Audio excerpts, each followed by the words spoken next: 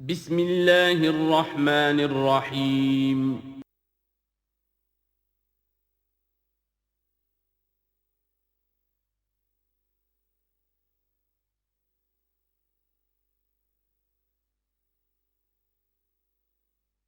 التي أنعمت عليكم وأني فضلتكم على العالمين واتقوا يوما لا تجزي نفس عن نفس شيئا ولا يقبل منها شفاعة ولا يؤخذ منها عدل ولا هم ينصرون صدق الله العظيم۔ رب اشرح لي صدري ويسر لي أمري واحلل عقدة من لساني يفقهوا قولي۔ جیسا کہ میں نے عرض کیا تھا، سورہ بقرہ کے 5ویں رکوع سے اور 14ویں رکوع تک تو مسلسل، بلکہ 15ویں رکوع کی بھی پہلی 2 آیات شامل کرنی ہوں گی۔ یہ 10 رکوعوں سے 2 آیات زائد ہیں کہ جن میں خطاب کل کا کل بنی اسرائیل سے ہے۔ البتہ اس میں یہ فرق ہے کہ پہلا رکوع جو ہے وہ ان کو دعوت پر مشتمل ہے، نبی اکرم صلی اللہ علیہ وسلم پر ایمان لانے کی پرزور دعوت۔ بقیہ یہ 9 رکوع جو ہیں یہ ان پر فرد قرارداد جرم ہے جو عائد کی جا رہی ہے۔ ہم نے تمہارے ساتھ یہ احسان و اکرام کیا، تم پر یہ فضل کیا، یہ کرم کیا، تمہیں یہ حیثیت دی، تمہیں یہ مقام دیا، تم نے اس طور سے اپنے اس مشن کی خلاف ورزی کی، اپنے مقام اور مرتبے کو چھوڑ کر اور دنیا پرستی اختیار کی۔ یہ جو 9 رکوع ہیں ان میں بنی اسرائیل کی تاریخ کا تو یوں سمجھیے کہ ایک بہت بڑا حصہ اور نمایاں اس کے فیچرز آئیں گے، لیکن یہ سمجھ لیجئے کہ اصل میں یہ امت مسلمہ کو بھی ایک پیشگی تنبیہ ہے کہ کوئی مسلمان امت جب بگڑتی ہے تو یہ چیزیں اس میں آ جاتی ہیں۔ چنانچہ احادیث موجود ہیں حضور کی، لَيَأْتِيَنَّ عَلَىٰ أُمَّتِي مَا أَتَىٰ عَلَىٰ بَنِي إِسْرَائِيلَ حَزْوَ النَّعْلِ بِالنَّعْلِ۔ میری امت پر بھی وہ سب حالات وارد ہوں گے جو بنی اسرائیل پر آئے، بالکل ایسے جیسے ایک جوتی دوسری جوتی سے مشابہ ہوتی ہے۔ ایک اور حدیث میں فرمایا لَتَتَّبِعُنَّ سُنَنَ مَنْ قَبْلِكُمْ، تم لازماً اپنے سے پہلوں کی پیروی کرو گے۔ اور اس میں اس حد تک بھی آپ نے وضاحت کر دی کہ اگر وہ سابق امت مسلمہ، سابق امت، اگر وہ گوہ کے بل میں گھسی تھی تم بھی گھسو گے، اور اگر ان میں کوئی بدبخت ایسا اٹھا جس نے اپنی ماں سے زنا کیا تو تم میں سے بھی کوئی شقی ایسا ضرور اٹھے گا جو یہ حرکت کرے گا۔ اس اعتبار سے ان رکوعوں کو پڑھتے ہوئے یہ نہ سمجھیے یہ اگلوں کی داستان ہے، پچھلوں کی کہانیاں ہیں، نہیں۔ خوش طرح باشد کے سر دل براں، گفت آیت در حدیث دیگراں، یہ ہمارے لیے ایک آئینہ ہے اور ہمیں ہر مرحلے پر سوچنا ہوگا، دروں بینی کرنی ہوگی، انٹروسپیکشن، کہ کہیں اسی گمراہی میں ہم مبتلا تو نہیں، دیکھتے جائیے گا۔ دوسرا نقطہ پہلے سے یہ سمجھ لیجئے، یہ جو 2 آیتیں میں نے 6 رکوع کی تلاوت کی ہیں، بعین ہی یہی 2 آیتیں 15ویں رکوع میں آئیں گی، اور اس کو یوں سمجھیے کہ یہ 2 بریکٹس ہیں۔ 9 رکوعوں کا مضمون ان 2 بریکٹس کے درمیان ہے۔ یہ 2 آیتیں یہاں سے بریکٹ شروع ہو رہی ہیں، وہ 2 آیتیں ان پر بریکٹ ختم ہو رہی ہیں، بعین ہی وہی آیات۔ ایک آیت میں تو شوشے کا بھی فرق نہیں، دوسری آیت میں صرف ترتیب بدلی ہے، مضمون وہی ہے۔ اس کے مابین جو کچھ ہے، اس سے باہر یہ جو 5واں رکوع تھا اس کے مضامین گویا کہ ضرب کھا رہے ہیں بریکٹ کے اندر کے سارے مضامین سے۔ یہ حساب کا بہت ہی عام فہم سا قاعدہ ہے، بریکٹ کے باہر کوئی رقم لکھی ہوئی ہے جس کے بعد کوئی زبر، کوئی جمع یا تفریق اگر نہیں ہے تو وہ ضرب کھائے گی، بریکٹ کے اندر جتنی بھی ویلیوز ہیں ان کے ساتھ ضرب کھائے گی۔ تو گویا کہ ہر قدم پر حضور پر دعوت، ایمان لانے کی دعوت اس پورے معاملے میں موجود ہے، اس لیے کہ اس میں بعض آیتیں ایسی آ گئی ہیں، ایک زیادہ نمایاں ایک کم نمایاں، جن سے کچھ لوگوں کو بھگالتا ہوا یا کچھ لوگوں نے فتنہ پیدا کیا جان بوجھ کر۔ یہ فتنہ ایک بار پیدا ہوا تھا اکبر کے زمانے میں، دین الہی کی شکل میں، کہ صرف خدا کو مان لینا، آخرت کو مان لینا اور نیک اعمال کرنا نجات کے لیے کافی ہے، کسی رسول پر ایمان لانا ضروری نہیں ہے۔ یہ صوفیہ میں بھی یہ فتنہ بہت بڑے پیمانے پر آیا۔ مسجد مندر ہکڑو نور، مسجد میں اور مندر میں ایک ہی نور ہے، سب مذاہب ایک ہی ہے، سارا فرق جو ہے شریعتوں کا ہے، عبادت کے ظاہری شکل کا ہے، وہ ہے رسولوں سے متعلق۔ رسولوں کو بیچ میں سے نکال دیجئے تو یہ دین الہی رہ جائے گا، اللہ کا دین۔ اتنا بڑا فتنہ تھا کہ جب ہندوستان میں سیاسی اعتبار سے، حکومت کے اعتبار سے مسلمانوں کا اقتدار چوٹی پر تھا، کلائمیکس پر، اکبر اعظم، اس وقت یہ دین الہی کا فتنہ اٹھا کہ دین محمدی کا اب دور ختم ہو گیا، وہ 1000 سال کے لیے تھا، 1000 سال پورے ہو گئے، اب الف ثانی ہے، دوسرا 1000 سال ہے، اس کے لیے نیا دین ہے، اسے دین اکبری بھی کہا گیا اور دین الہی بھی کہا گیا۔ اور اس میں ایک آیت آئے گی جس سے استدلال کیا ہے کچھ لوگوں نے۔ اس صدی میں پھر یہ فتنہ اٹھا تھا گاندھی کے فلسفے کے ذریعے سے، اور ایک بہت بڑا نابغہ انسان مسلمانوں میں سے، بہت بڑا نابغہ، جینیس، ابو الکلام آزاد، وہ بھی اس فتنے کا شکار ہو گیا۔ متحدہ قومیت، چنانچہ گاندھی اپنی پرارتھنا میں کچھ قرآن کی تلاوت بھی کراتا تھا، کچھ گیتا بھی پڑھواتا تھا، کچھ اپنشدوں سے، کچھ بائبل سے، کچھ گرو گرنتھ سے۔ معلوم ہو یہ سب ٹھیک ہے، سب ایک ہے، سب لوگوں کو ایک ہونا چاہیے، ایک قوم ہونا چاہیے۔ مذہب تو انفرادی معاملہ ہے، کوئی مسجد میں چلا جائے، کوئی مندر میں چلا جائے، گردوارے میں چلا جائے، کوئی چرچ میں چلا جائے، کوئی سینیگاگ میں چلا جائے، کیا فرق واقع ہوتا ہے؟ اس کا توڑ یہی ہے کہ سمجھ لیجئے یہ جو 7 آیتیں ہیں 5ویں رکوع کی، یہ ہے بریکٹ کے باہر، اور یہ ضرب کھا رہی ہے مسلسل۔ اس بریکٹوں کے درمیان جتنی بھی مضمون آ رہا ہے وہ سب ان کے تابع ہوگا۔ گویا کہ جہاں تک حضور پر ایمان لانے کا معاملہ ہے وہ انڈرسٹوڈ سمجھا جائے گا، مقدر سمجھا جائے گا ہر مرحلے پر ان 2 بریکٹوں کے مابین۔ اب چلیے بسم اللہ۔ یا بنی اسرائیل اذکروا نعمتی التی انعمت علیکم وانی فضلتکم علی العالمین۔ اے اسرائیل کی اولاد، یاد کرو میرے اس انعام کو جو تم پر ہوا، اس کی وضاحت میں کر چکا ہوں، لیکن یہاں جو الفاظ آ رہے ہیں بہت زوردار۔ وَأَنِّي فَضَّلْتُكُمْ عَلَى الْعَالَمِينَ، میں نے تمہیں فضیلت عطا کی تمام جہانوں پر۔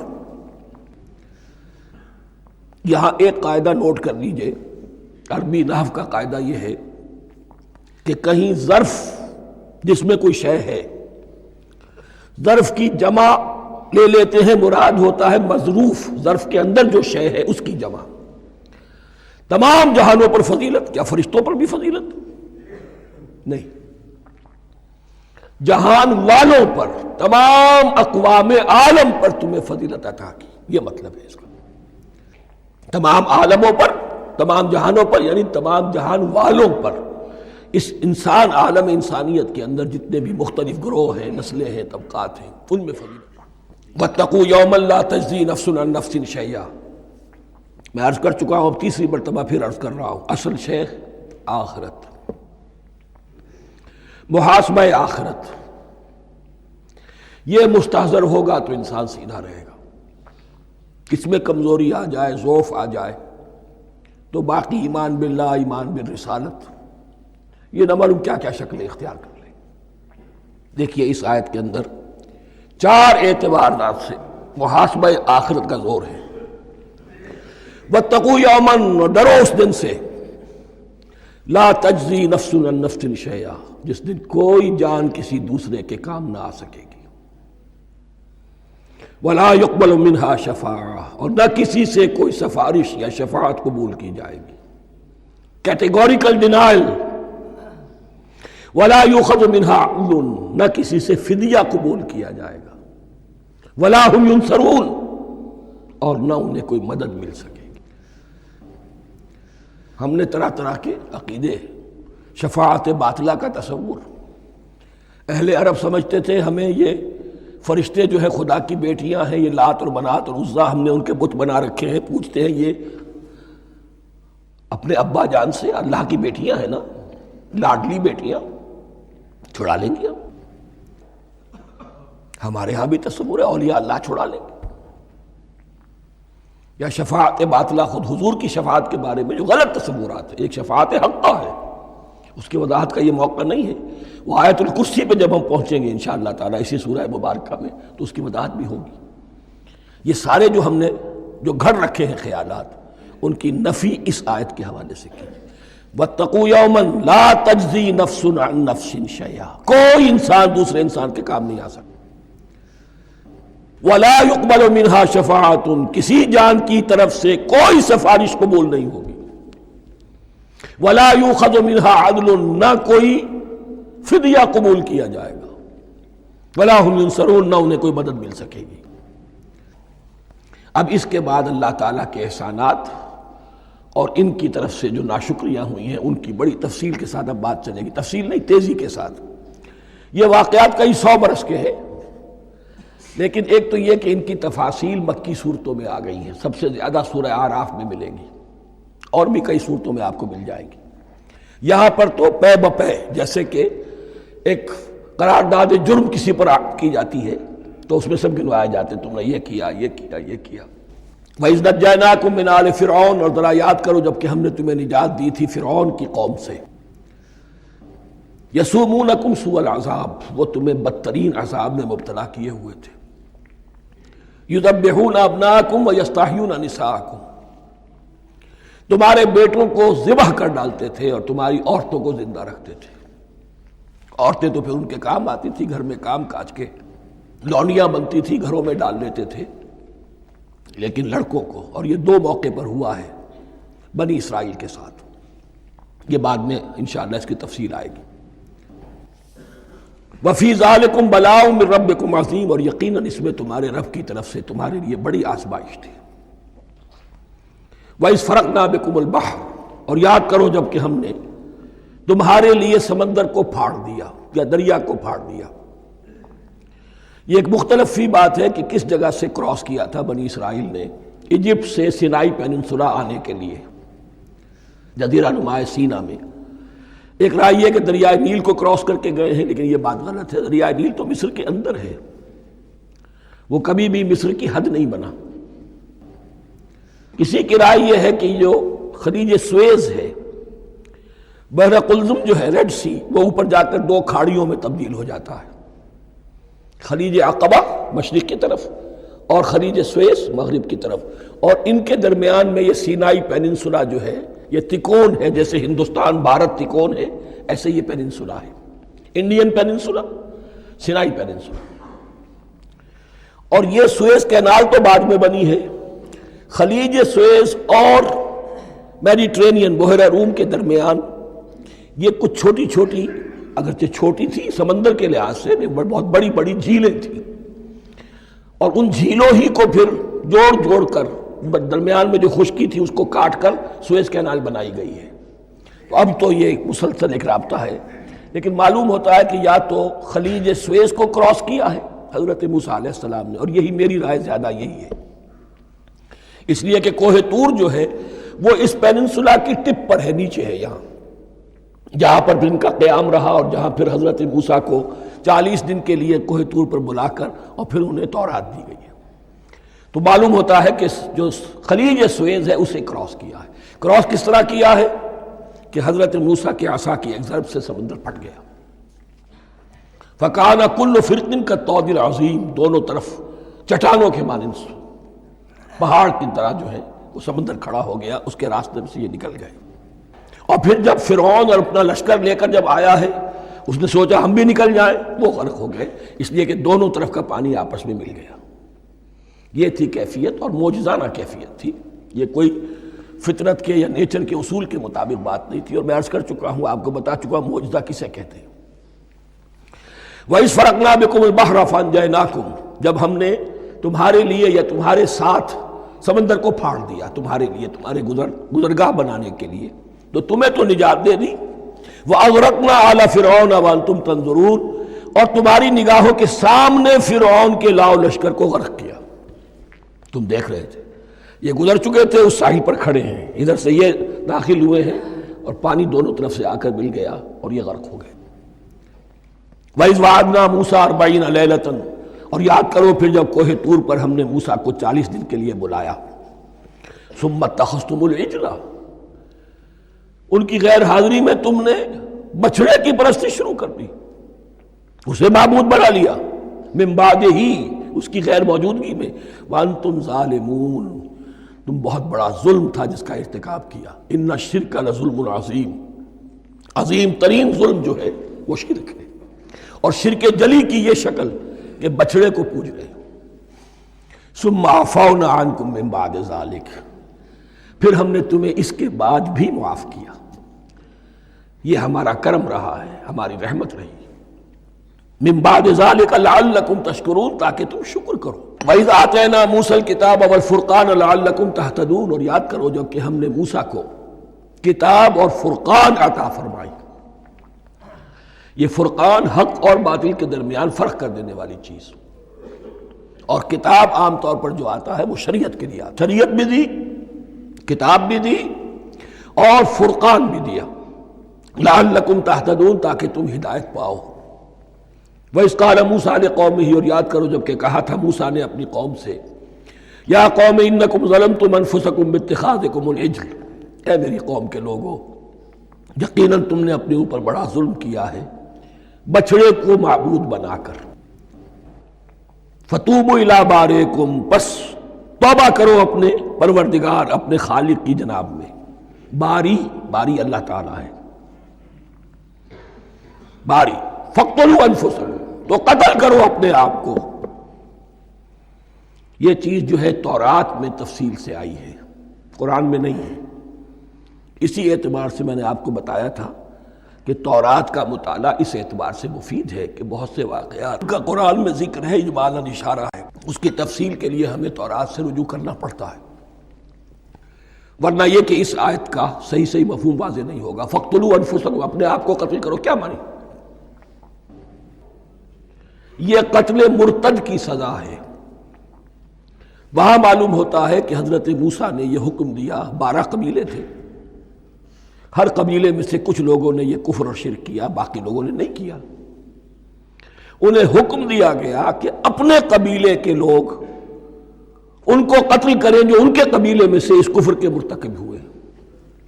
انفسکم سے مراد یہ اپنے قبیلے کے لوگوں کو تم قتل کرو، اس لیے کہ قبائلی زندگی جو ہوتی ہے آپ کو معلوم ہے، اس میں کوئی اور قبیلہ ہاتھ لگا دے تو قبائلی عصبیت بھڑک اٹھے گی۔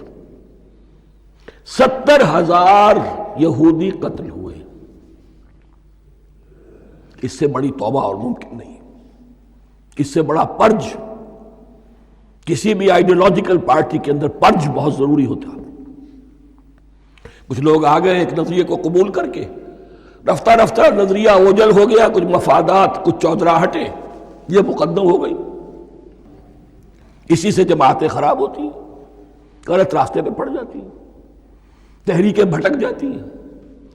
تو آئیڈیالوجیکل پارٹیز، نظریاتی جماعتیں پرج کرتی رہتی ہیں کہ جو بھی ہمارے نظریے سے ہٹ گئے اب ان کو ہم کاٹ کر علیحدہ کر، یہی سے قتل مرتد۔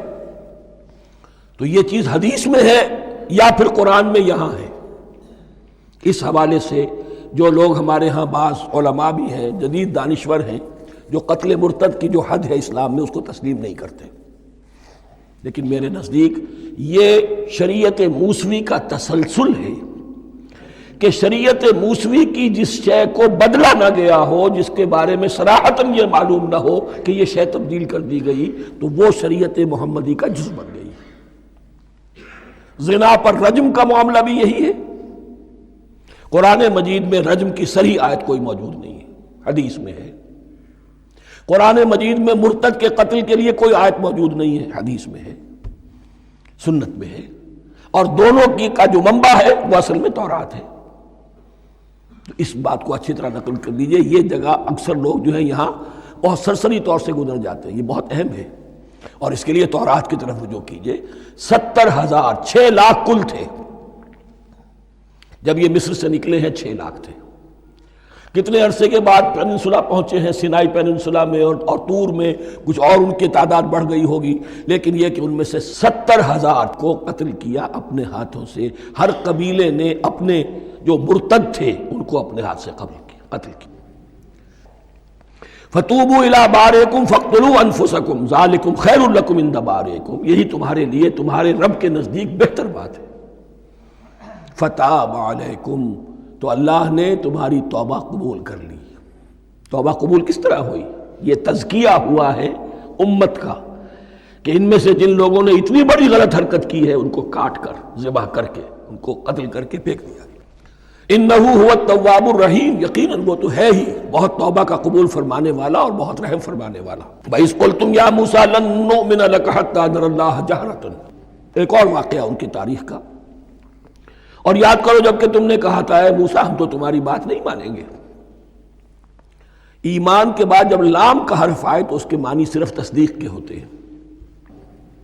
لن نؤمن لک، ہم آپ کی بات کی تصدیق نہیں کریں گے، حتی نر اللہ جہرتن، جب تک کہ ہم دیکھ نہ لیں اللہ کو عیانن۔ ہمیں کیا پتا اللہ نے یہ کتاب دی آپ کو، آپ تو لے کر آ گئے، ہمارے سامنے تو پتھر کی کچھ تختیاں ہیں، اس پہ کچھ لکھا ہوا، کس نے لکھا ہمیں کیا پتا۔ اب دیکھیے ایک حضرت موسیٰ کی خواہش تھی رب ارنی انظر الیک، وہ کچھ اور شے تھی۔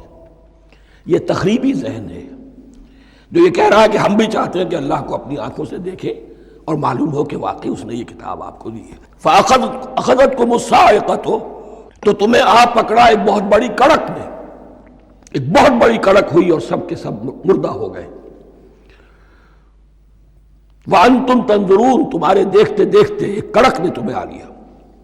ثُمَّ بَعَثْنَاكُمْ مِنْ بَعْدِ مَوْتِكُمْ، پھر ہم نے تمہیں دوبارہ اٹھایا تمہاری موت کے بعد۔ بعض لوگ اس کی یہ تعویل کر رہے ہیں کہ یہ موت نہیں تھی بلکہ بے ہوش ہو گئے تھے، یعنی جو بھی کڑک تھی اس کی وجہ سے سب کے سب بے ہوش ہو کے گر گئے۔ لیکن میرے نزدیک یہاں تعویل کی ضرورت نہیں، بعث بعد الموت اللہ کے لیے کوئی مشکل نہیں۔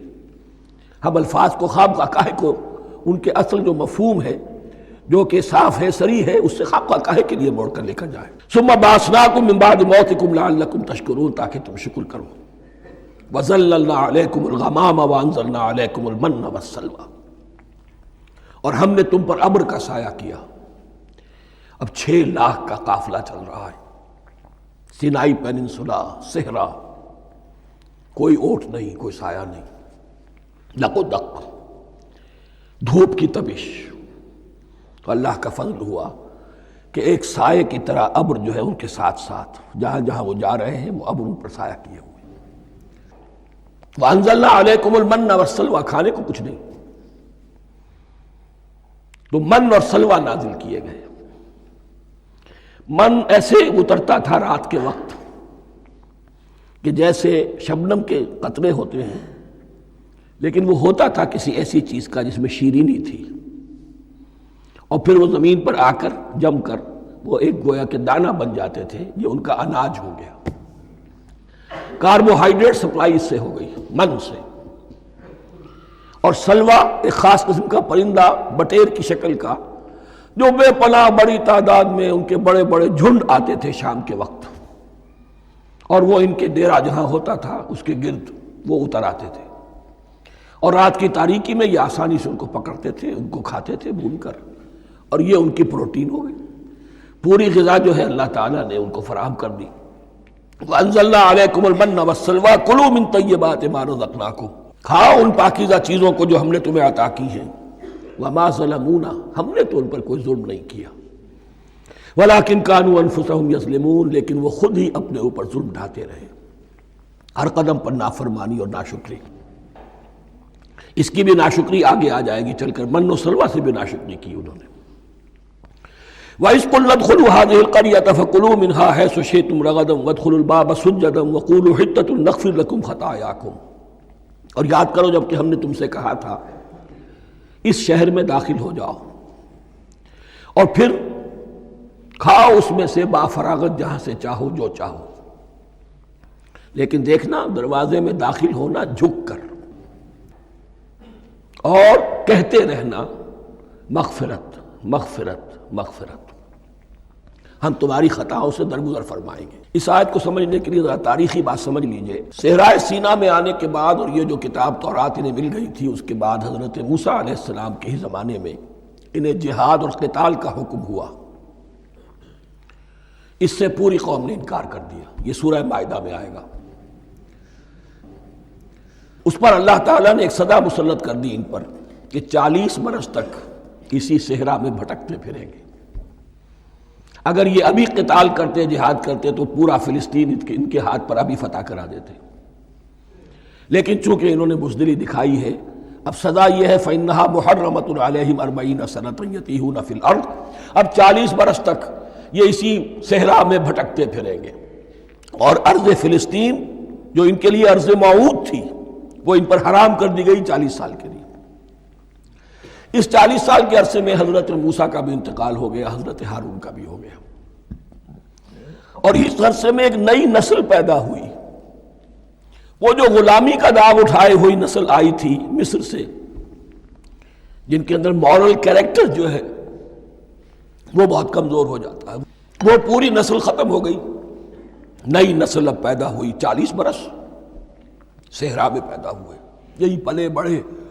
ان میں اب ایک جذبہ تھا.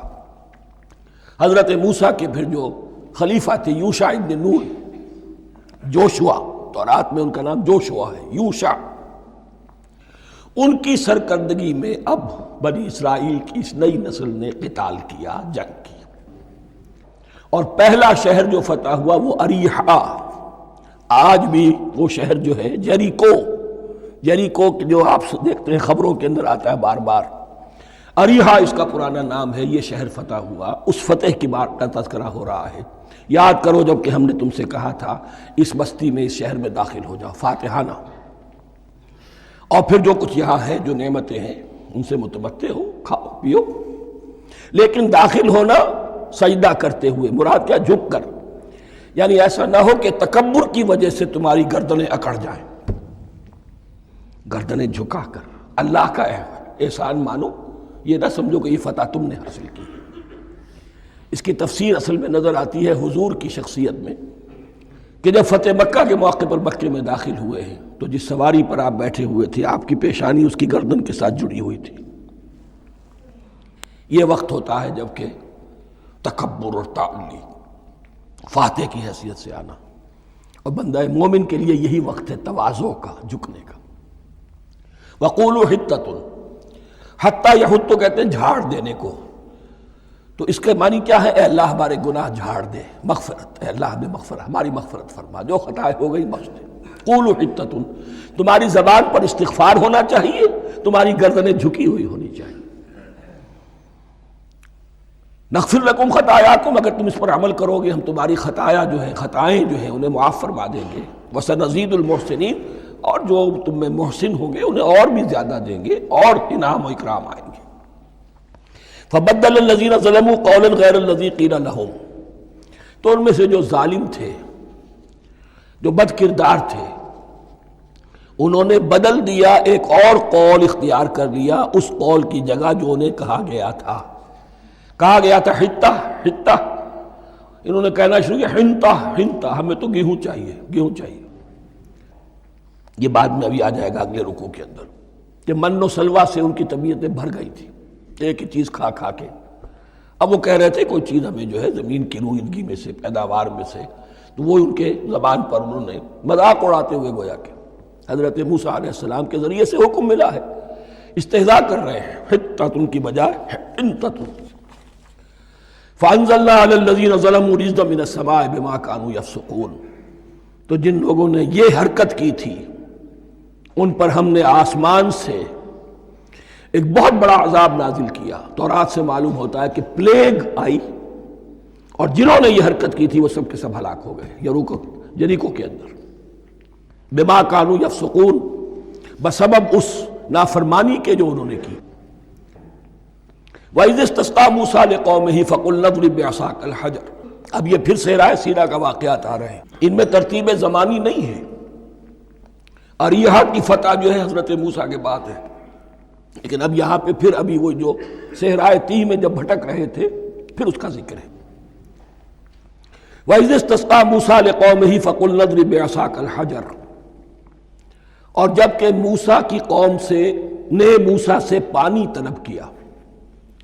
اب صحرا میں آپ کو معلوم ہے جہاں پڑاؤ تھا اب وہاں پانی نہیں ہے. 6 لاکھ ہو 7 لاکھ ہو کتنے افراد ہو پانی چاہیے. وَإِذِ اسْتَسْقَىٰ مُوسَىٰ لِقَوْمِهِ فَقُلْ اضْرِب بِّعَصَاكَ الْحَجَرَ، تو ہم نے کہا کہ اپنے عصا سے ضرب لگاؤ چٹان پر. فَانْفَجَرَتْ مِنْهُ اثْنَتَا عَشْرَةَ عَيْنًا، تو اس سے 12 چشمے پھوٹ بہے. فجر کہتے ہیں کسی شے کے پھٹ کر کوئی چیز برآمد ہو.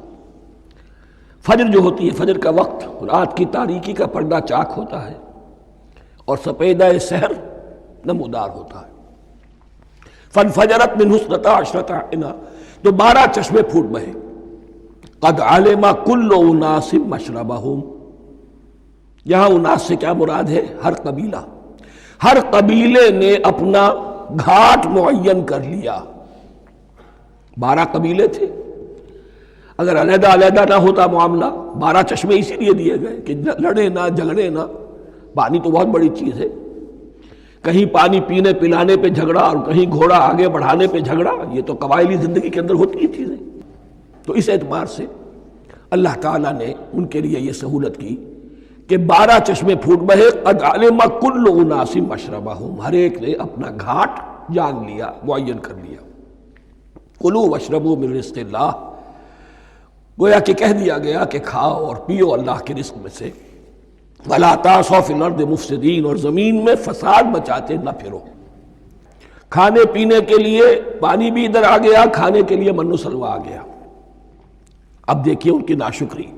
وَإِذْ قُلْتُمْ يَا مُوسَىٰ لَن نَّصْبِرَ عَلَىٰ طَعَامٍ وَاحِدٍ، یاد کرو جب کہ تم نے کہا تھا اے موسیٰ ہم ایک کھانے پر تو صبر نہیں کر سکتے. کھا کھا کے بکھتا گئے ہیں من و سلوہ. فَادْعُ لَنَا رَبَّكَ، تو ذرا اپنے رب سے دعا کرو، پکارو ہمارے لیے اپنے رب کو.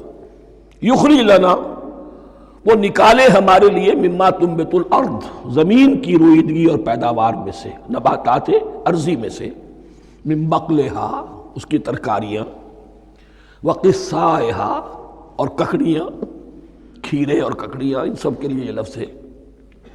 وفومہا، ایک ترجمہ گیہوں کیا گیا ہے لیکن میرے نزدیک زیادہ صحیح ترجمہ ہے لہسن، اور سرائے کی زبان میں بھی اور ممکن ہے کہ سندھی میں بھی ہو تھوم. تھوم کہتے ہیں لہسن کو، یہ فوم کی بدلی ہوئی شکل ہے، اس لیے کہ یہی علاقہ ہے جس میں عرب آئے تھے. تو عربوں کی زبان کے بہت سے الفاظ جو ہیں اس سرائے کی زبان میں خاص طور پر وہ بہت زیادہ، تو تھوڑی سی شکل بدل کر وہ کافی تعداد میں موجود ہے. وعدسہا، اور دال خاص طور پر مسور کی. وبصلہا، اور پیاز. اب جو چٹخارے جس سے بنتے ہیں سالن کے، ان کی زبانیں وہ چٹخارے مانگ رہی. ظاہر بات ہے کہ اگر وہ سلوا بھی تھا، بٹیرا ہے، اسے آگ کے اوپر ذرا سا تپایا اور کھایا، وہ ایک ہی خاص قسم کی غذا ہے جو چل رہی ہے. اسی طرح من جو ہے وہ ایک خاص قسم کا سیریل ان کے لیے بن گیا ہے. لیکن یہ جو چٹخارے ہیں یہ تو لہسن سے ہے، پیاز سے ہے، ترکاریوں سے ہے، ان تمام چیزوں سے. دال کا اپنا ایک ذائقہ ہے. قال تستبدلون الذی هو ادنی بالذی هو خیر، حضرت موسیٰ نے فرمایا کیا تم وہ شے بدلے میں لینا چاہتے ہو اس کے، کیا وہ شے جو کمتر ہے بدلے میں چاہتے ہو اس کے کہ جو بہتر ہے. من و سلوہ کہیں بہتر ہے اللہ کی طرف سے جو تمہیں دیا گیا ہے. تم اس سے تمہارا جی بھر گیا ہے، اس کو ہاتھ سے دے کر چاہتے ہو کہ یہ ادنا چیزیں تمہیں ملے. اہبطوا مصرا، اب یہ لفظ آ گیا اہبطوا. اب ظاہر بات ہے یہ آسمان سے زمین پر اترنے کے لیے لفظ نہیں ہے اہبطوا. یہاں اس کا ترجمہ صحیح ہوگا سیٹل ڈاؤن سم ویئر. اگر زمین کی یہ چیزیں چاہیے تو کہیں سیٹل ہو جاؤ اور کاشت کرو، بیج ڈالو، آبیاری کرو، یہ ساری چیزیں تمہیں مل جائیں. اہبطوا مصرا، کہیں سیٹل ڈاؤن ہو جاؤ، کہیں اتر پڑو کسی بستی میں، کسی علاقے میں. فَإِنَّ لَكُمْ مَا سَأَلْتُمْ، تمہیں مل جائے گا جو کچھ کہ تم نے مانگا. وَضُرِبَتْ عَلَيْهِمُ الذِّلَّةُ وَالْمَسْكَنَةُ وَبَاءُوا بِغَضَبٍ مِّنَ اللَّهِ. اب یہ ہے ان کی وہ خباثتیں، ان کے وہ ناشکریاں، ان کی وہ معصیتیں، ان پر جو آخری حکم دیا جا رہا ہے، جو اگر آپ برا نہ مانیں تو میں عرض کروں گا آج یہود پر اتنا اپلیکیبل نہیں ہے جتنا مسلمانوں پر ہے. ضربت علیہم الذلۃ والمسکنۃ وباؤوا بغضب من اللہ.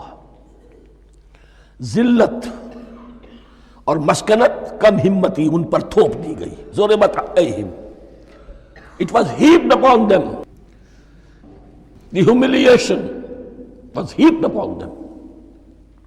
ضربت علیہم الذلۃ والمسکنۃ وباؤوا بغضب من اللہ، اور وہ اللہ کا غضب لے کر لوٹے.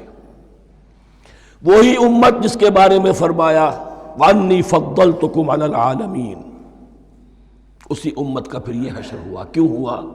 نافرمانی. تمہیں کتاب دی تھی کہ تم پیروی کرو، تمہیں کتاب دی تھی کہ اسے قائم کرو. وَلَوْ أَنَّ أَهْلُ الْكِتَابِ أَقَامُوا التَّوْرَاةَ وَالْإِنْجِيلَ وَمَا أُنزِلَ إِلَيْهِمْ مِنْ رَبِّهِمْ لَأَكَلُوا مِنْ فَوْقِهِمْ وَمِنْ تَحْتِ أَرْجُلِهِمْ. اگر یہ تورات اور انجیل کو قائم کرتے، نافذ کرتے، تو نعمتیں زمین بھی اگلتی، ان کے قدموں کے نیچے سے نعمتیں جو ہیں وہ پھوٹتی، اور ان کے سروں کے اوپر سے بھی بارش ہوتی نعمتوں کی.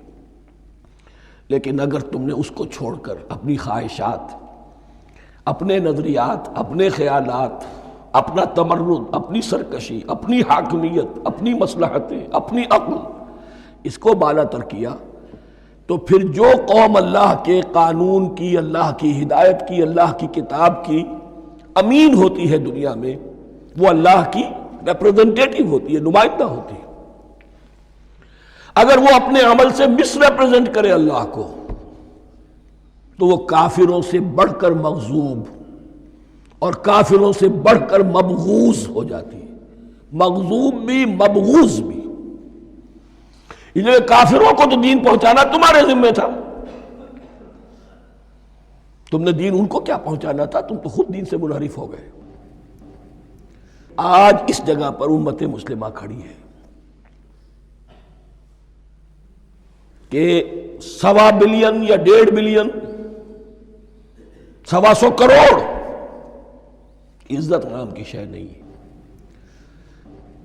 کہ عزت نام تھا جس کا گئی تیمور کے گھر سے. سارے معاملات دنیا کے G7 G15 کے ہاتھ میں ہیں. سیکیورٹی کونسل اس کے پرماننٹ ممبر کا ویٹو ہے، اور نہ سیکیورٹی کونسل میں اور نہ کہیں کسی G7 میں، نہ G9 میں، نہ G15 میں کوئی مسلمان ملک نہیں. کس نمی پرست کی بھیا کیستی. ہماری اپنی پالیسیز کہیں اور طے ہوتی ہیں، ہمارے اپنے بجٹ کہیں اور بنتے ہیں، ہماری صلح اور جنگ کسی اور کے اشارے سے ہوتی ہے. ریموٹ کنٹرول، یہ ذلت اور مسکنت. آپ کے ریڈیو پر، ٹیلی ویژن پر خبریں آتی رہیں کہ اتنے مسلمانوں کے ساتھ یہ کر دیا، اتنی مسلمان عورتوں کی بے حرمتی کر دی. لیکن یہاں ہم بیٹھے ہوئے اپنے اپنے دھندوں میں، اپنے اپنے کاروبار میں، اپنی اپنی ملازمتوں میں، اپنے اپنے کیریئرز میں. دنیا میں کیا کچھ ہو رہا ہے. بہرحال اس وقت یہ جو ہے، میں نے جیسا کہ عرض کیا تھا کہ یہ ہے تاریخ بنی اسرائیل کی، لیکن خوش طرح باشد کے سر دل براں، گفت آیت در حدیث دیگراں. یہ ہمارا نقشہ ہے آج اس آیت میں. ضربت علیہم الذلۃ والمسکنۃ وباؤوا بغضب من اللہ. اور یہ کیوں؟ ذالک بانہم کانوا یکفرون بآیات اللہ. یہ اس لیے کہ وہ اللہ کی آیات کا انکار کرتے رہے. وَيَقْتُلُونَ النَّبِيِّينَ بِغَيْرِ الْحَقِّ، اللہ کے نبیوں کو ناحق قتل کرتے رہے. ہمارے ہاں بھی مجددین امت میں سے کتنے ہیں جو جیلوں میں ڈالے گئے، جن کو ایسی ایسی مار پڑی ہے کہ کہا جاتا ہے کہ ہاتھی کو بھی وہ مار پڑتی تو برداشت نہ کرتا. احمد ابن حنبل کے ساتھ کیا ہوا؟ ابو حنیفہ جیل میں انتقال کیا. امام مالک کے کندھے کھینچ دیے گئے، اتار دیے گئے، منہ کالا کر کے اور اونٹ پر بٹھا کر پھرایا گیا. امام دار الہجرہ شیخ احمد سرہندی جیل میں رہے. سید احمد بریلوی اور ان کے ساتھیوں کو خود مسلمانوں نے تہہ تیغ کیا ہے. بہرحال یہ داستانیں ہیں. اب نبی تو کوئی نہیں آئے گا، ان کے ہاں نبی تھے، ہمارے ہاں مجددین ہیں، علماء حق ہیں. جیسے کہ حدیث بھی ہے علماء امتی کا انبیاء بنی اسرائیل. تو جو انہوں نے انبیاء کے ساتھ کیا، ہم نے مجددین اور علماء کے ساتھ کیا. ذالک بما عصوا وکانوا یعتدون، اور یہ ہوا ان کی نافرمانیوں کی وجہ سے اور حد سے تجاوز کرنے کی وجہ سے۔ اللہ تعالیٰ تو ظالم نہیں، اللہ نے تو اونچا مقام دیا تھا، ہمیں بھی خیر امت قرار دیا، کنتم خیر امت اخرجت للناس تأمرون بالمعروف وتنہون عن المنکر وتؤمنون باللہ۔ اب اگر ہم نے وہ اپنا مشن چھوڑ دیا تو ذلت اور مسکنت وہ ہمارا مقدر بن گئی۔ اللہ کا قانون اور اللہ کا عدل بے لاگ ہے، وہ فرام امہ ٹو امہ چینج نہیں ہوتا۔ سنت اللہ جو ہے لن تجد لسنت اللہ تحویلا ولن تجد لسنت اللہ تبدیلا، اللہ کی سنت بدلتی نہیں۔ بنی اسرائیل کا جو حشر ہوا آج وہ ہمارا ہو رہا ہے۔ بہرحال اس پر میری جو کتاب ہے سابق اور موجودہ مسلمان امتوں کا ماضی حال اور مستقبل، اس کا مطالعہ کیجیے۔ اب آ گئی وہ آیت کہ جس سے استدلال کیا گیا ہے کہ ایمان بالرسالت نجات کے لیے ضروری نہیں ہے۔ ان الذین آمنوا والذین ہادوا والنصارى والصابئین من آمن باللہ والیوم الآخر وعمل صالحا فلہم اجرہم عند ربہم ولا خوف علیہم ولا ہم یحزنون۔ یقیناً جو لوگ ایمان لائے، اور اس سے مراد ہے جو ایمان لائے حضور پر، محمد پر صلی اللہ علیہ وسلم، والذین ہادوا، اور جو یہودی ہو گئے، والنصارى، اور نصرانی، والصابئین، اور صابی وہ لوگ تھے عراق کے علاقے میں رہتے تھے جو کہتے تھے کہ ہم دین ابراہیمی پر ہیں، لیکن ان کے ہاں بھی بہت کچھ بگڑ گیا تھا، جیسے حضرت ابراہیم کی نسل، حضرت اسماعیل کی نسل بگڑ گئی تھی، تو اس طرح وہ بھی بگڑ گئے تھے۔ ستارہ پرستی زیادہ تر ان کے ہاں تھی۔ من آمن باللہ والیوم الآخر، جو کوئی بھی ایمان لایا اللہ پر اور یوم آخر پر، وعمل صالحا، اور اس نے عمل کیے اچھے، فلہم اجرہم عند ربہم، تو ان کے لیے محفوظ ہے ان کا اجر ان کے رب کے پاس، ولا خوف علیہم ولا ہم یحزنون، اور نہ ان پر کوئی خوف ہوگا اور نہ وہ کسی حزن سے دوچار ہوں گے۔ ظاہر الفاظ کے اعتبار سے دیکھیے کہ یہاں ایمان بالرسالت کا ذکر نہیں ہے۔ ویسے تو اگر کوئی اس سے یہ غلط استدلال کرتا ہے تو اس کا پہلا جو اصولی جواب ہے وہ تو یہ ہے کہ ایسی حدیثیں بھی موجود ہے، من قال لا الہ الا اللہ دخل الجنہ، تو اس کے کیا معنی ہے؟ صرف کہنے سے جنت میں داخل ہو جائیں گے، کسی عمل کی ضرورت نہیں؟ جواب یہ دیا جائے گا پورے قرآن کو سامنے رکھو، پورے حدیث کے ذخیرے کو سامنے رکھو، کسی ایک جگہ سے کوئی ایک نتیجہ نکال لینا وہ صحیح نہیں۔ لیکن اس کے علاوہ وہ اصول جو میں بیان کر چکا ہوں کہ یہ سلسلہ شروع کہاں سے ہوا ہے، 5واں رکوع، وَآمِنُوا بِمَا أَنزَلْتُ مُصَدِّقًا لِمَا مَعَكُمْ وَلَا تَكُونُوا أَوَّلَ كَافِرٍ بِهِ۔ انہیں ایمان کی زوردار دعوت سے تو یہ ساری بات شروع ہوئی ہے۔ اب فصاحت اور بلاغت کا یہ تقاضا ہے کہ بار بار اس کو دہرایا نہ جائے، وہ بات انڈرسٹوڈ رہے گی، مقدر رہے گی، سمجھی جائے گی کہ ہر جگہ پر وہ موجود ہے، اس لیے کہ ساری گفتگو ہو رہی ہے اسی کے حوالے سے۔ وَآمِنُوا بِمَا أَنزَلْتُ مُصَدِّقًا لِمَا مَعَكُمْ وَلَا تَكُونُوا أَوَّلَ كَافِرٍ بِهِ وَلَا تَشْتَرُوا بِآيَاتِي ثَمَنًا قَلِيلًا وَإِيَّايَ فَاتَّقُونِ۔ اس حوالے سے یوں سمجھیے اب اس آیت کو کہ یہاں پر کچھ الفاظ محذوف مانے جائیں گے۔ ان الذین آمنوا والذین ہادوا والنصارى والصابئین من آمن باللہ والیوم الآخر وعمل صالحا فی ایامہم فلہم اجرہم عند ربہم ولا خوف علیہم ولا ہم یحزنون۔ ہر دور میں، جبکہ ابھی حضرت عیسیٰ نہیں آئے تھے تو جو بھی یہودی تھے اس وقت تک، حضرت موسیٰ کے ماننے والے، وہ جو بھی اللہ پر ایمان رکھتے تھے اور نیک عمل کرتے تھے، آخرت کو مانتے تھے، ان کی نجات ہو جائے گی۔ لیکن حضرت عیسیٰ کے آنے کے بعد ان کو نہیں مانا، اب وہ کافر قرار۔ لیکن اب حضرت عیسیٰ کے آنے کے بعد جب تک حضور نہیں آئے، جو بھی مانتا ہے، لیکن یہ کہ شرط یہی ہوگی کہ اپنے اپنے زمانے میں، اصل میں نفی جس بات کی جا رہی ہے وہ یہ ہے کہ یہ نہ سمجھو کہ کسی گروہ میں ہونے سے نجات ہوتی ہے۔ نجات کسی گروہ میں ہونے کی وجہ سے نہیں ہے، نجات کی بنیاد ایمان اور عمل صالح ہے۔ کسی رسول پر ایمان لانا، اپنے دور کے رسول پر، وہ تو لازم ہے، لیکن یہ ہے کہ اس پر ایمان تو لے آئے اور وہ عمل صالح نہیں ہے تو نجات نہیں ہوگی۔ تو یہ اپنے اپنے دور میں اپنے اپنے زمانے میں ہر امت کے لیے وَلِكُلِّ أُمَّةٍ اجل قرآن مجید کے ایک مقام پر آیا ہے، ہر امت کے لیے ایک خاص معین مدت ہے۔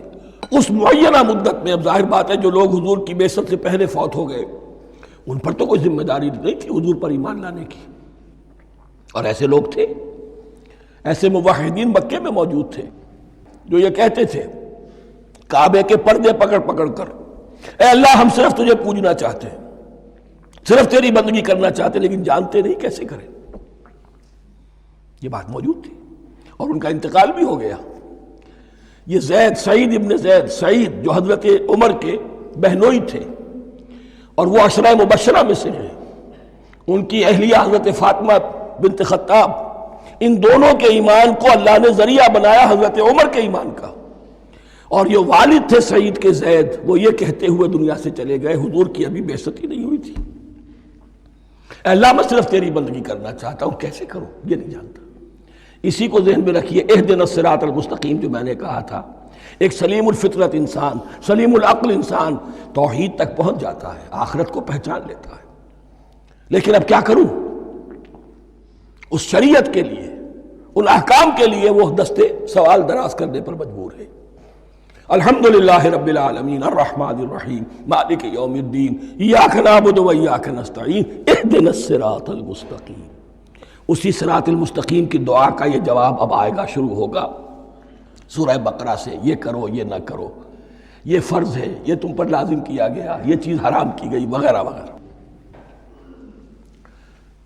ان الذين آمنوا والذين هادوا والنصارى والصابئين من آمن بالله واليوم الآخر وعمل صالحا، اور محذوف الفاظ فی ازمنتہم، اپنے اپنے زمانے میں، یا فی ایامہم، فلہم اجرہم عند ربہم ولا خوف علیہم ولا هم یحزنون۔ وَإِذْ أَخَذْنَا مِیثَاقَکُمْ وَرَفَعْنَا فَوْقَکُمُ الطُّورَ، اور ذرا یاد کرو جب کہ ہم نے تم سے عہد لیا، قول و قرار لیا، اور تمہارے اوپر اٹھا دیا طور کو، پہاڑ کو۔ جب تورات دی گئی تو اس وقت ایک کیفیت معجزانہ طور پر ایسی پیدا کی گئی، ان کے اوپر ایک رعب ڈالنے کے لیے اور خشیت قلب میں پیدا کرنے کے لیے کوہ طور اٹھا کر معلق کر دیا گیا۔ اس وقت کہا گیا خذوا ما آتیناکم بقوۃ، تو اس قول و قرار کے وقت ایک معجزے کی شکل یہ ہوئی تھی۔ وَإِذْ أَخَذْنَا مِیثَاقَکُمْ وَرَفَعْنَا فَوْقَکُمُ الطُّورَ خُذُوا مَا آتَیْنَاکُمْ بِقُوَّةٍ وَاذْکُرُوا مَا فِیہِ لَعَلَّکُمْ تَتَّقُونَ، پکڑو اس کو مضبوطی کے ساتھ جو ہم نے تمہیں دیا ہے، اس حدیث، اس کتاب کو، تورات کو، اس شریعت کو، ان احکام کو۔ وَاذْکُرُوا مَا فِیہِ، اور یاد رکھو اسے جو کچھ کہ اس میں ہے، لَعَلَّکُمْ تَتَّقُونَ، تاکہ تم بچ سکو۔ ثُمَّ تَوَلَّیْتُم مِّن بَعْدِ ذَلِکَ، پھر تم نے روگردانی کی اس کے بعد، اس میثاق کو توڑا، میثاق الست کو توڑا تھا، اور دوسرے یہ میثاق شریعت جو تم سے لیا گیا اس کو بھی توڑا۔ ثم تولیتم من بعد ذلک فلولا فضل اللہ علیکم ورحمتہ لکنتم من الخاسرین، پھر اگر اللہ کا فضل تمہارے شامل حال نہ ہوتا اور اس کی رحمت تمہاری دستگیری نہ کرتی رہتی، بار بار تمہیں معاف کیا، تمہیں مہلت دی، تو اگر یہ چیز نہ ہوتی تو اسی وقت سے تم خسارہ پانے والے اور تباہ ہونے والے ہو جاتے۔ وَلَقَدْ عَلِمْتُمُ الَّذِينَ اعْتَدَوْا مِنْكُمْ فِي السَّبْتِ، اور تمہیں خوب معلوم ہے تم میں سے وہ لوگ جنہوں نے سبت کے قانون کو توڑا، حد سے تجاوز کیا۔ یہ واقعہ تفصیل کے ساتھ سورہ اعراف میں آئے گا کہ ان کی شریعت میں ہفتے کا روز معین کر دیا گیا تھا، کوئی دنیاوی کام نہیں ہوگا۔ آج بھی وہ لوگ جو ہے سبت کو، جو بھی پریکٹسنگ جیوز ہیں، وہ اس کی پابندی کرتے ہیں، وہ بڑی شدت سے کرتے ہیں۔ لیکن ایک زمانے میں ایک خاص ان کا قبیلہ تھا کہ جس نے ایک بڑے ہی شرعی ہیلہ ایجاد کر کے اس قانون کی دھجیاں بکھیری، تفصیل ہم پڑھیں گے سورہ اعراف میں۔ وَلَقَدْ عَلِمْتُمُ الَّذِينَ اعْتَدَوْا مِنْكُمْ فِي السَّبْتِ، اور تمہارے علم میں ہے تمہارے وہ لوگ کہ جنہوں نے سبت کے قانون کے ضمن میں خلاف ورزی کی، فَقُلْنَا لَهُمْ كُونُوا قِرَدَةً خَاسِئِينَ، تو ہم نے کہہ دیا ان کو کہ ہو جاؤ ذلیل بندر، ان کی شکلیں بس کر دی گئی، انہیں بندروں کی شکل میں تبدیل کر دیا گیا۔ فَجَعَلْنَاهَا نَكَالًا لِمَا بَيْنَ يَدَيْهَا، پھر ہم نے اس واقعے کو یا اس بستی کو ایک بنا دیا مثال لوگوں کے لیے ان کی عبرت کے سامان بنا دیا، ان کے لیے بھی جو سامنے موجود تھے اس زمانے کے لوگ، اور ان کے لیے بھی جو بعد میں آنے والے تھے، وَمَوْعِظَةً لِّلْمُتَّقِينَ، اور اسے ایک نصیحت، ایک سبق آموزی کی بات بنا دیا اہل تقویٰ کے لیے۔ وَإِذْ قَالَ مُوسَىٰ لِقَوْمِهِ إِنَّ اللَّهَ يَأْمُرُكُمْ أَن تَذْبَحُوا بَقَرَةً، اور یاد کرو جب کہ موسیٰ نے اپنی قوم سے کہا یقیناً اللہ تمہیں حکم دیتا ہے کہ گائے کو ذبح کرو۔ یہ واقعہ میں پہلے آپ کو بتا دوں، پھر ہم یہ آیات تیزی سے پڑھ لیں گے۔ بنی اسرائیل میں ایک شخص قتل ہو گیا، عامیل نامی، اور قاتل کا پتہ نہیں چل رہا تھا۔ اللہ تعالیٰ نے حضرت موسیٰ کے ذریعے سے انہیں حکم دیا کہ ایک گائے کو ذبح کرو اور اس کے جسم کے ایک ٹکڑے سے اس مردے کو چھوؤ، وہ جی اٹھے گا اور وہ بتا دے گا میرا قاتل کون ہے۔ اب یہ معجزات کی شکل ہے جو بار بار آ رہے ہیں، اور سابق اس امت کے اندر معجزات کا آپ کو بہت عمل دخل ملے گا۔ اس میں ایک تو یہ کہ گائے کو ذبح کرنا، وہ گائے کے تقدس کا جو ان کے دل میں ذہن میں تھا، تو ذبح کرنے سے اس کے اوپر بھی گویا کہ ایک تلوار چلائی گئی، اور پھر انہیں دکھا بھی دیا گیا کہ ایک آدمی زندہ بھی ہو سکتا ہے، بعد سے بعد الموت کا بھی ایک نقشہ دکھا دیا گیا انہیں۔ لیکن انہیں جب یہ حکم ملا اور ان کے دلوں کے اندر وہ بچڑے کی اور گائے کی تقدیس جو ہے وہ پلی ہوئی تھی، اب انہوں نے سوال کر کے کسی طریقے سے بچنے کے لیے مین میخ نکالی، کیسی گائے ہو، کیا رنگ ہو، کس طرح کی ہو، کس عمر کی ہو۔ بالآخر یہ کہ جب ہر طرف سے گھیراؤ ان کا ہو گیا اور سب چیزیں جو ہیں ان کے سامنے واضح کر دی گئیں، تب انہوں نے یوں سمجھیے چاروں ناچار بادل ناخواستہ اس حکم پر عمل کیا۔ بس اب ترجمہ کر لیجئے۔ وَإِذْ قَالَ مُوسَىٰ لِقَوْمِهِ إِنَّ اللَّهَ يَأْمُرُكُمْ أَن تَذْبَحُوا بَقَرَةً، اور یاد کرو جب کہ موسیٰ نے کہا اپنی قوم سے کہ اللہ حکم دیتا ہے تمہیں کہ ایک گائے کو ذبح کرو۔ قَالُوا أَتَتَّخِذُنَا هُزُوًا، انہوں نے کہا کیا آپ ہمارے ساتھ کوئی ٹھٹھا کر رہے ہیں، مذاق اڑا رہے ہیں، یہ کیا بات آپ کہہ رہے ہیں؟ قَالَ أَعُوذُ بِاللَّهِ أَنْ أَكُونَ مِنَ الْجَاهِلِينَ، فرمایا میں اللہ کی پناہ طلب کرتا ہوں اس سے کہ میں جاہلوں میں سے ہو جاؤں، کہ میں ان دین کے معاملات کے اندر استہزاء اور تمسخر کو شامل کر دوں۔ قالوا ادع لنا ربك يبين لنا ما هي، اب انہوں نے کہا اچھا ایسی بات ہے تو ذرا اپنے رب سے دعا کیجئے کہ وہ ہم پر واضح کر دے کہ وہ کیسی ہو۔ قال انه يقول، حضرت موسیٰ نے فرمایا اللہ تعالیٰ فرماتا ہے انها بقرة لا فارض ولا بکر، وہ ایک ایسی گائے ہونی چاہیے کہ جو نہ بوڑھی ہو نہ بالکل بچھیا ہو، عوان بین ذالک، ان کے بین بین ہو۔ فَفَعَلُوا مَا تُؤْمَرُونَ، تو اب کر گزرو جو تمہیں حکم دیا گیا۔ قَالُوا ادْعُ لَنَا رَبَّكَ يُبَيِّن لَنَا مَا لَوْنُهَا، اب انہوں نے پھر کہا ذرا ایک دفعہ اور دعا کیجئے اپنے رب سے، وہ ہمیں بتا دے اس کا رنگ کیسا ہونا چاہیے۔ قَالَ إِنَّهُ يَقُولُ إِنَّهَا بَقَرَةٌ صَفْرَاءُ فَاقِعٌ لَوْنُهَا تَسُرُّ النَّاظِرِينَ، فرمایا اللہ فرماتا ہے کہ وہ گائے ایسی ہونی چاہیے زرد رنگ، شوخ رنگ، شوخ زرد رنگ کی، چمکیلی، جو دیکھنے والوں کو خوب اچھی لگے، پسند آئے، دل میں کھپ جانے والی۔ اب جو زیادہ سے زیادہ ان کے ہاں مقدس سمجھے جاتے تھی گائے، رفتہ رفتہ سوال کر کے اگر پہلے ہی حکم پر وہ کر دیتے تو کسی بھی گائے کو ذبح کر دیتے، لیکن یہاں گھیراؤ ان کا ہو رہا ہے کہ جس کی تقدس کا ان کے ذہن میں زیادہ سے زیادہ تاثر ہے اسی کو واضح کیا جائے۔ قالوا ادع لنا ربك يبين لنا ما هي، پھر انہوں نے کہا ذرا اللہ سے دعا کیجئے اور وہ ہمیں یہ بتائے کہ وہ کیسی ہو۔